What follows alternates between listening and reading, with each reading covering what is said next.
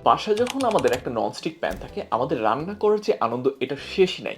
কিন্তু এই ননস্টিক প্যানগুলো যে আপনার বা আপনার পরিবারের সবার ক্যান্সারের কারণ হতে পারে এটা আমাদের অনেকেরই অজানা। আর এই ননস্টিক প্যানগুলো মূলত PFOA উপাদান দ্বারা তৈরি হয়ে থাকে, যেগুলোকে মূলত টেফলন বলা হয়ে থাকে। যে সামান্য পরিমাণ আমাদের বডিতে যায় এটা আসলে ক্ষতিকারক না বললেও চলে। এখন এই টেফলন শুধু প্যান থেকে যে আমাদের শরীরে যায় সেটা না, এটা খাবার পানিতে অনেক সময় পাওয়া যাচ্ছে গবেষণায়, আবার অনেক সময় পাওয়া যাচ্ছে সামুদ্রিক মাছে, আবার অনেক খাবারেও।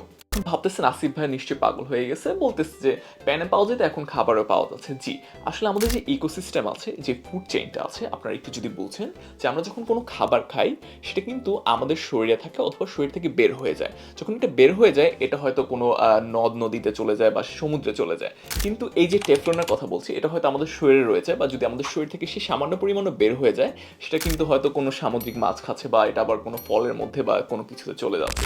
ঠিক এইভাবেই এই টেফলনটা আমাদের সার্কেল আকারে ঘুরছে। ইকোসিস্টেম এবার সাইডে থাক, আমরা বোঝার চেষ্টা করি প্যান থেকে কিভাবে আমাদের শরীরে যায়।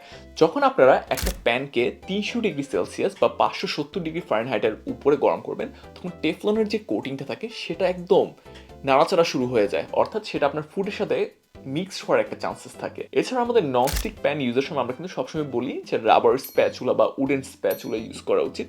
কারণ হচ্ছে যখন আপনি স্টিলের কোনো কিছু ইউজ করবেন যে এটা ভেঙে আপনার শরীরে যাওয়ার অনেক বড় একটা চান্স থাকে খাবারের মাধ্যমে। আর এটা যখন একবার ভাঙা শুরু হয় তখন এইটার কোটিং এর যে লেয়ারটা সেটা ঠিক থাকে না, অর্থাৎ যখন এটা ভেঙে যাবে এটা আর ব্যবহার না করাই ভালো, আপনাদের নতুন একটা প্যান কিনে নেওয়া উচিত।